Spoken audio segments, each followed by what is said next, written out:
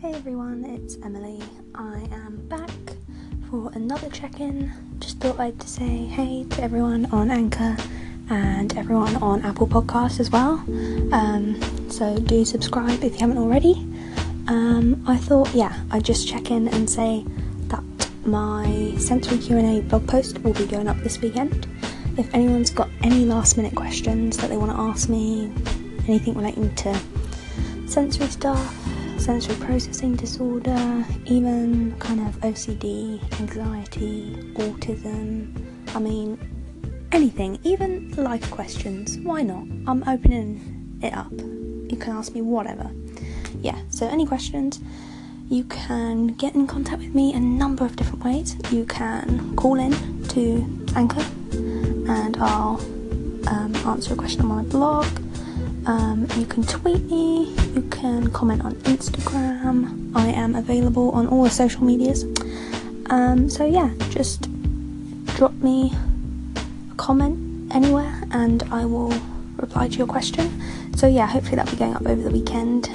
I've already got like 3 or 4 questions, but I thought I'd just see if anyone else wanted to get involved as well. And I will check in again soon.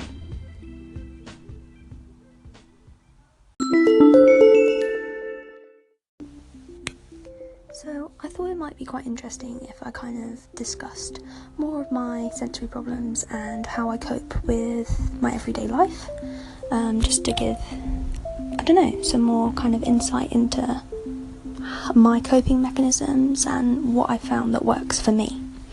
So I work 9 till 5, 5 days a week, so pretty standard, and I work in the creative industry, so I do work in an office, and luckily the office that I work in is quite quiet, which is good, but sometimes it can get noisy, like if people are having conversations nearby, or people are on the phone, or there's lots of kind of phones ringing most of the time.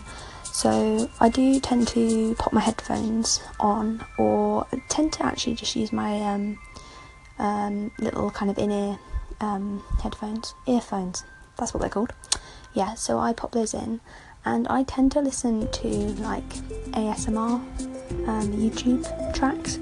So if you go on YouTube and just search for ASMR, there's like a wealth of different kind of YouTube videos on like background kind of noises, as well as like people as well, like people whispering or like crackling of sweetie wrappers. Literally there's loads. So if you don't know what ASMR is, it's worth having a look on YouTube. So I go on YouTube and I find listening to baths running like super relaxing. So I also quite like it listening to it as like kind of background noise. So what I'll do is I'll stick one of those on, and some of them last for an hour or 2, so literally I just have that running in the background while I'm doing my work, which is really good, because I don't have to keep kind of like music, have to keep changing the track and things like that. I find that really helps with the kind of office environment, and it kind of blocks out some noise and gives me like a consistent background noise, which I find helps me focus quite well.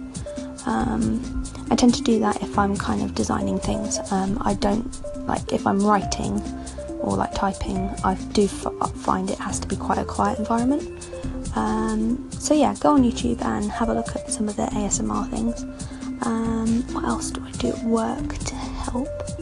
I do kind of try and take often breaks, so I'll go and make a cup of tea, and I'll also, like, if I find the environment is just a little bit too much or just a bit too loud, or people are kind of raising their voices a bit, or having a meeting nearby, I can go off for like a walk sort of round, because we've got kind of 3 floors where I work, so I can go for a bit of a walk, or I can just kind of go to the loo for 5 minutes and just kind of spend some time somewhere properly quiet. Toilets have always been like a good place to retreat to. No matter where I am, there's always going to be a toilet somewhere I can go and hide in for a little bit. So I find that's quite helpful. Also, what else do I do? So I listen to a lot of bath running.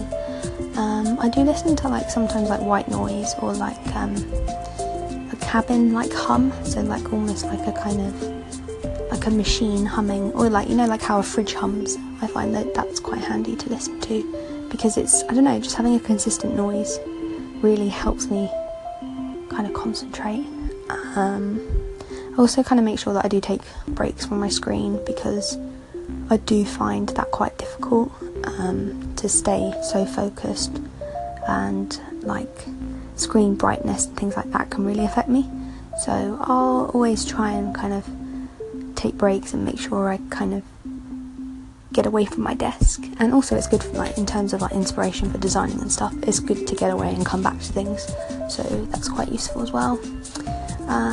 Also, what's really good about where I work is that I can wear my own clothes, so I can essentially wear what I'm comfortable in, which is really good because I'm not kind of faffing with a work uniform or anything like that, so I find that's quite good as well. So I'm kind of comfortable and I kind of just adapt my working environment to suit me.